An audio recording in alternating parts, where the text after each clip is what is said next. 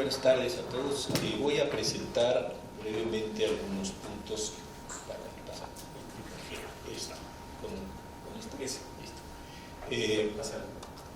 Ahí está. Voy a hablar de educación, después de salud rápidamente, y pasaré a temas en los que me siento mucho más cómodo, como son justicia. El asunto de la educación, como ustedes ven, se hizo un diagnóstico importante.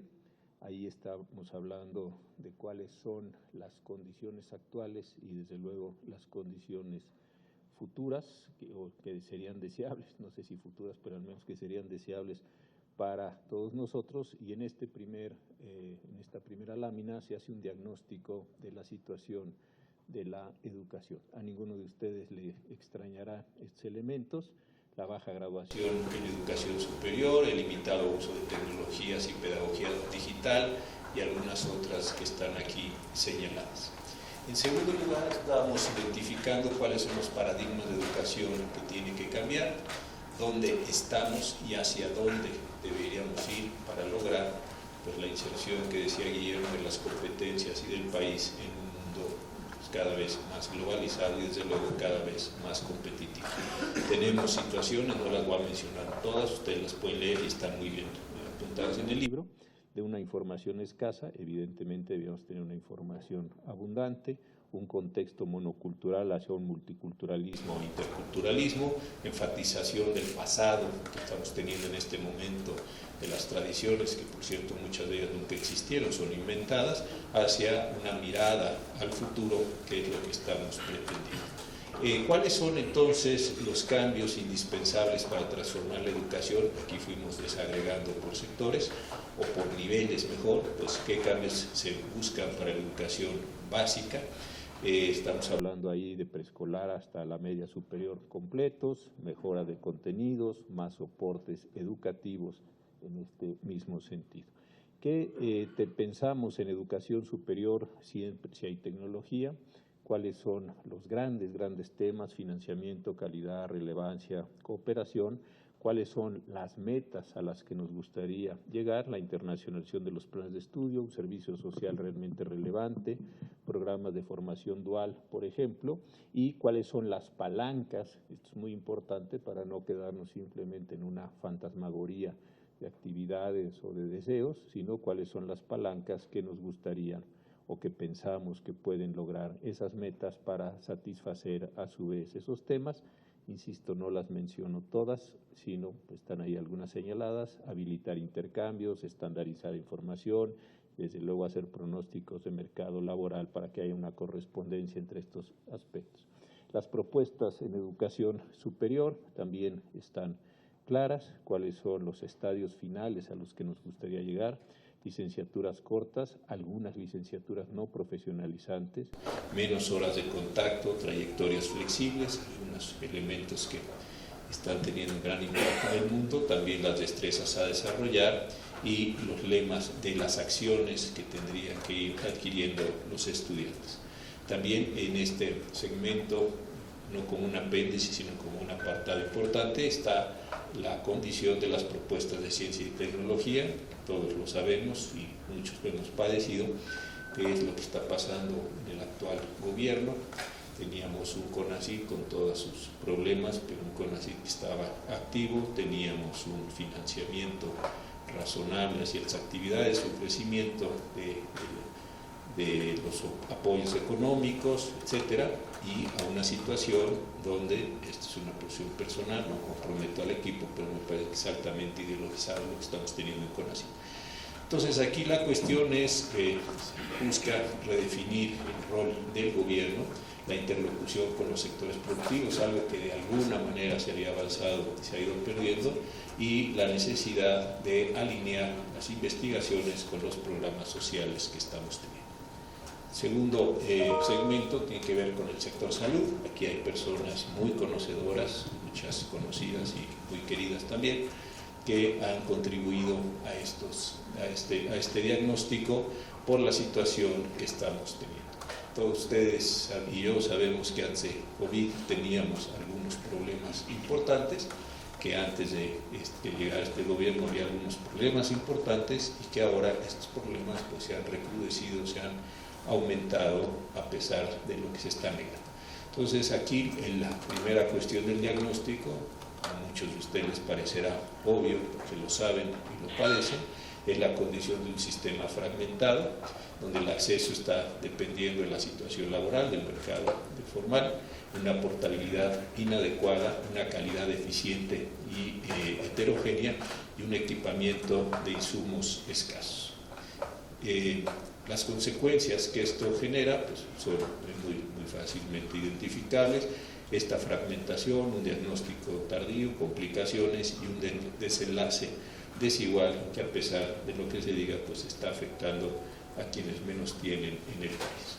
El gasto público que tenemos, ahí está señalada la posición de México, una posición baja realmente en este sentido, en lo que se refiere al gasto público, y también ahora diré cuál es la consecuencia de esto. Hay una precisión particular sobre la pandemia.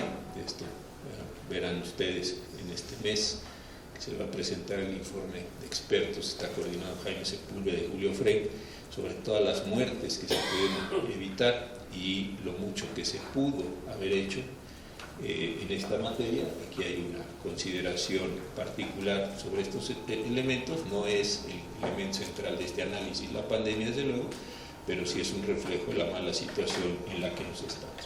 ¿Y cuáles son las prioridades? Pues evidentemente la necesidad de conseguir o tener una cobertura universal, la reducción de la fragmentación del sistema, como decía, señalo algunos puntos: el aprovechamiento del recurso sector privado, la portabilidad, los diagnósticos tempranos, las intervenciones tempranas para poder tener una condición mejor para todos nosotros. ¿Cuáles son los cambios indispensables? Desde luego se marca en primer lugar un incremento del gasto, en segundo lugar reformas a las reglas de acceso, la integración del sector privado y salud.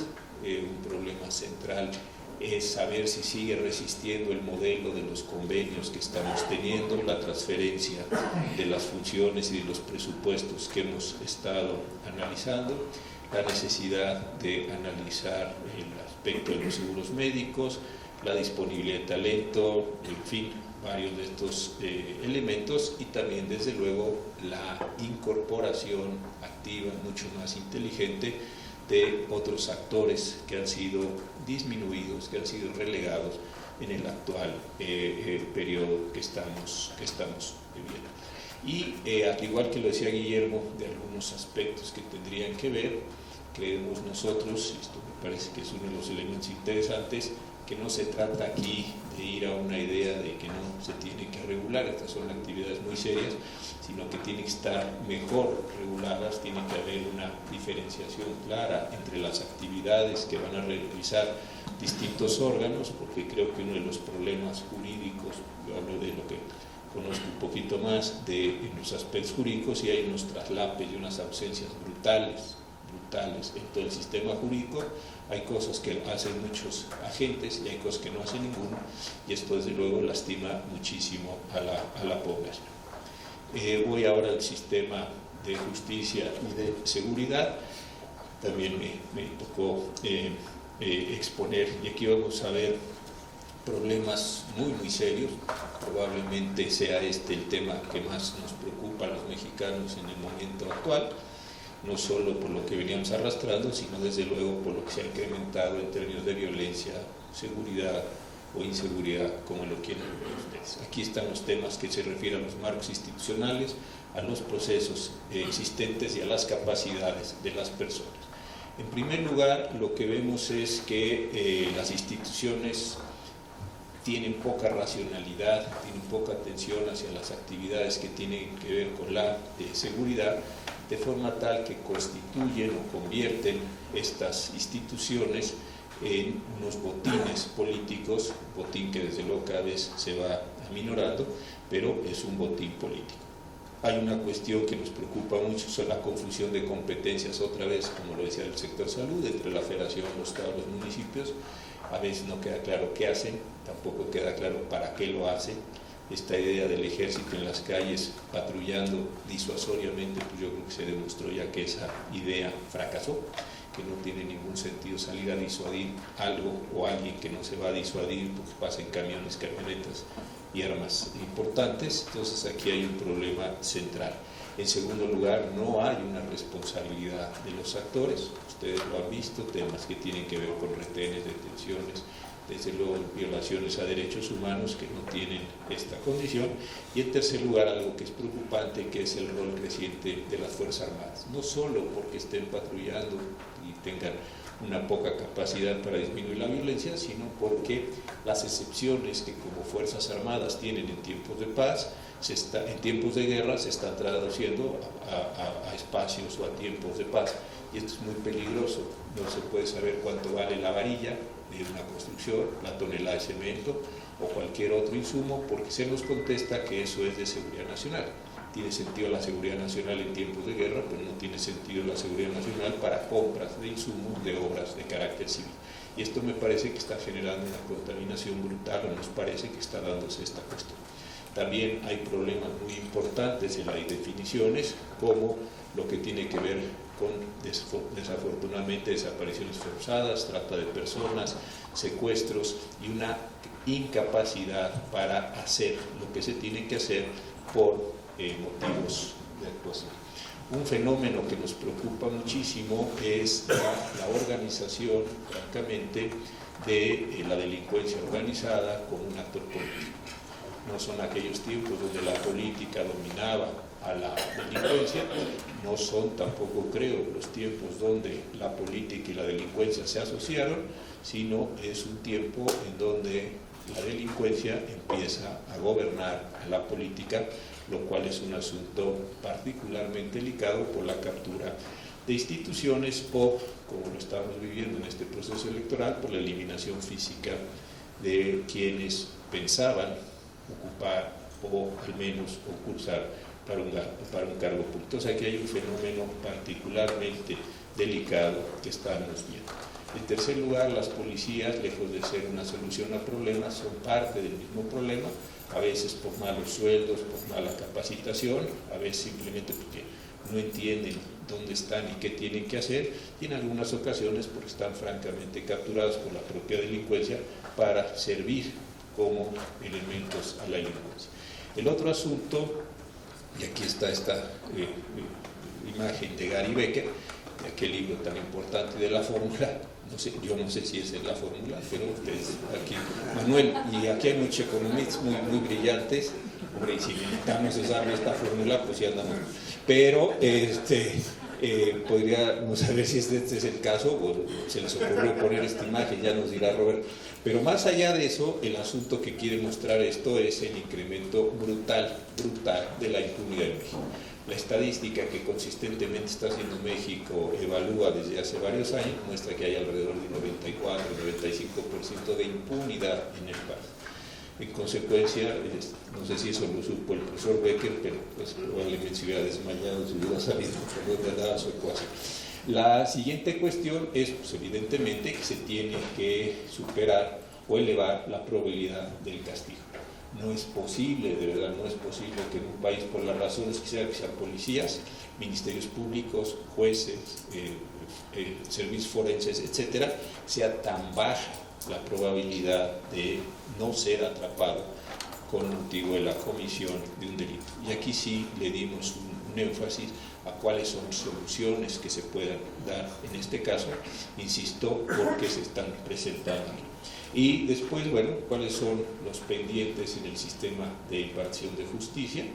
Tenemos desde luego que tener mejores recursos humanos, hay instituciones que ganan mejor, hay peores, suficientes, mejor comprensión de sus actividades. Hoy, por cierto, se está discutiendo en la Cámara, en el Congreso de la República, la posibilidad de eliminar la suspensión con efectos generales en el juicio de paz. Ya verán ustedes los costos que esto va a tener, pero